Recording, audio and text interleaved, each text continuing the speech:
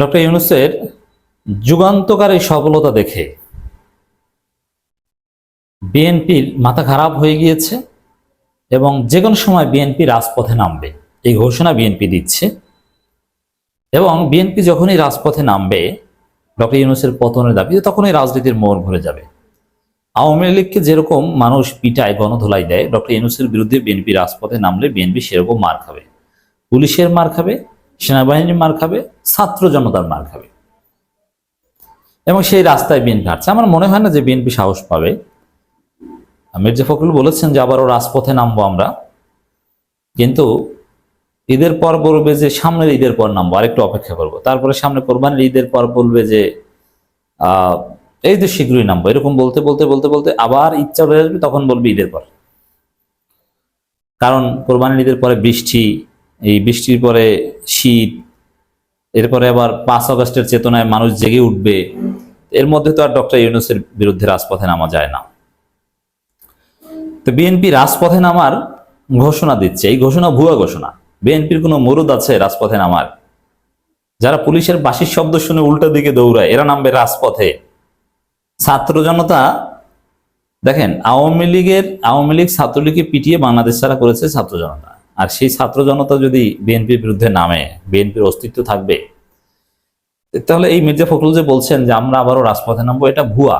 আর যদি নামে তাহলে রাজনীতির মোড় ঘুরে যাবে, জনগণ বিএনপিকে আওয়ামী ট্রিটমেন্ট দিবে।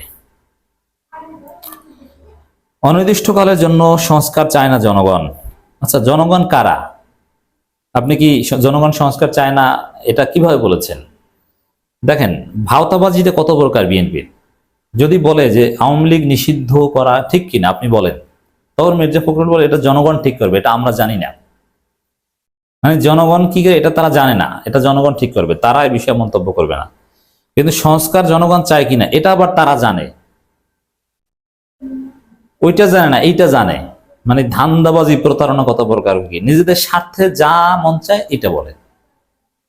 এছাড়া বিএনপির কোনো রাজনীতি নেই। বিএনপি মহাসচিব মির্জা ফখরুল ইসলাম আলমগীর বলেছেন, অতি অল্প সময়ে লেভেল প্লেইং ফিল্ড তৈরি করে নির্বাচনের ব্যবস্থা করাই বর্তমান সরকারের প্রধান চ্যালেঞ্জ হওয়া উচিত। এটা আপনার কাছে হওয়া উচিত, আওয়ামী লীগ এবং ভারতের কাছে হওয়া উচিত, জনগণের কাছে নয়।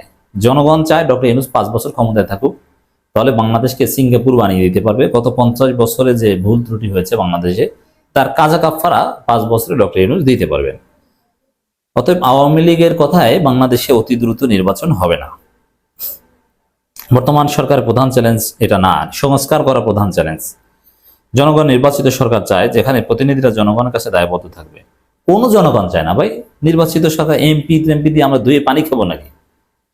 আমার দেশে যদি দুর্নীতি হয়, লুটপাট হয়, চাঁদাবাজি হয় এবং এমপিদের পান্ডারা যদি আর এক সন্ত্রাসের রাজত্ব কায়েম করে, সেই জনপ্রতিনিধি দিয়ে আমি ধুয়ে পানি খাবো?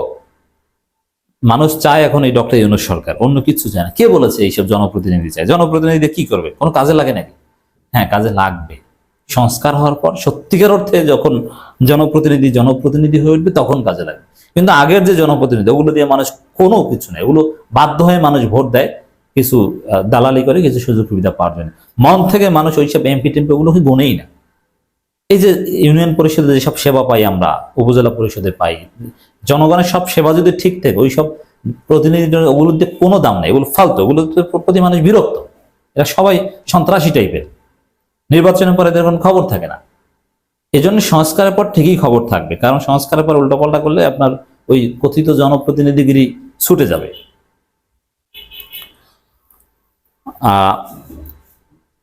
কারণ সব সংগ্রাম হয়েছে একটি অবাধ সুষ্ঠু নির্বাচন, সব সংগ্রাম নাকি নির্বাচনের জন্য হয়েছে। মাথায় কি সমস্যা? সিঙ্গাপুর আবার যে একটু ডাক্তার দেখিয়ে আসেন। অবশ্যই ডক্টর ইউনূস বাজবার থাকলে আপনার সিঙ্গাপুর যেতে হবে না, আপনার চিকিৎসা বাংলাদেশে পাবেন। তাই নির্বাচনের কথা বলছে বিএনপি। জনগণ অনির্দিষ্টকালের জন্য সংস্কার চায় না। অনির্দিষ্টকালের জন্য কে সংস্কার করছে? 11টা সংস্কার কমিশন যে সুপারিশমালা তৈরি করেছে ওগুলো বাস্তবায়ন হবে, দ্যাটস ইট। এখানে অনির্দিষ্টকালের জন্য আপনি কোথায় পেলেন?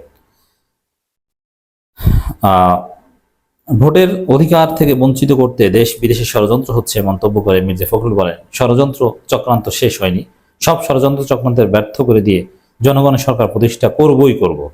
হুঁশিয়ারি উচ্চারণ করে। দেখেন, এরা আবার হুঁশিয়ারি দেয়। পুলিশের বাঁশির শব্দ শুনে যারা দৌড়ায় এরা হুঁশিয়ারি দেয় কি, হুঁশিয়ারি উচ্চারণকারী বিএনপি মহাসচিব বলেন, আমার ভোট আমি দেব, যাকে খুশি তাকেই দেব। এই অবস্থার মধ্য দিয়ে আমরা নির্বাচনটা চাই। আমরা এখানে বলছি, আমরা এখনো রাস্তায় নামি নেই, আমরা সাধারণ মানুষের কাছে যাচ্ছি, তাদের পাশে দাঁড়াচ্ছি, কিন্তু আমাদের স্বার্থে যদি, জনগণের স্বার্থে যদি কোনো বিঘ্ন সৃষ্টি করা হয়, তাহলে বিএনপি আবার মাঠে নামবে। মাঠে নেমে দাবি আদায় করে নিতে জানে বিএনপি। গত 15 বছর কোন বাল ছিঁড়েছেন আমরা দেখেছি না? এখন বলে যে আমরা মাঠে নেমে দাবি আদায় করতে জানি। ভুয়ো কথা ভাই, এগুলো কেউ ভয় পাবে না। বিএনপি কিচ্ছু পারে না, এরা দৌড় পার্টি, এরা ঈদের পর আন্দোলন পার্টি। এজন্য আমাদেরকে প্রস্তুত থাকতে হবে। আপনাদের প্রস্তুতি কি আমরা জানি। ওরে বাবা, 28 অক্টোবর দুনিয়া উগলে ফেলবে, অথচ এই ফখরুল ওরে দৌড়, একটু মাইকে ঠিক মতো বলবে যে প্রোগ্রাম স্থগিত করেছে, তাও ওরে দৌড় বিএনপি নেতাদের। আমরা দেখেছি তো 28 অক্টোবর 2023 সালে এই বিএনপি আসে এখন আবার আন্দোলনের কথা বলতে। দেশে বিদেশি ষড়যন্ত্রের কথা উল্লেখ করে বিনিময় মহাসচিব বলেন, খুব পরিষ্কার কথা, যে যেখানেই থাকেন, সে ইউনাইটেড স্টেটস থাকেন, ফ্রান্স আর আমেরিকা থাকেন, সেখান থেকে মানুষকে উত্তেজিত করার চেষ্টা করা হচ্ছে। ষড়যন্ত্র হচ্ছে এখন এইটা, দেশে বিদেশে ষড়যন্ত্র হচ্ছে দ্রুত নির্বাচনের মাধ্যমে আওয়ামী লীগকে রিপেট্রিয়েট করা, একটা কারচুপির বন্দোবস্ত নির্বাচন করা, ভারতের সহায়তায় একটা ভাগ বাটোয়ারা করা, আসন ভাগাভাগি করা, এটা হচ্ছে এখন ষড়যন্ত্র। অতএব সংস্কার আগে এই নির্বাচনের ষড়যন্ত্রের বিরুদ্ধে আমরা সোচ্চার। বিএনপিকে রাজপথে নামতে দেওয়া হবে না, আমরা মোকাবেলা করব ডক্টর ইউনূসের বিরুদ্ধে রাজপথে নামলে। সংস্কার বিরোধিতা, 24-এর বিপ্লবের বিরোধিতা যেই করবে আমরা তাকে দেখিয়ে দিব, তাকে মোকাবেলা করব, তাকে পরাজিত করব।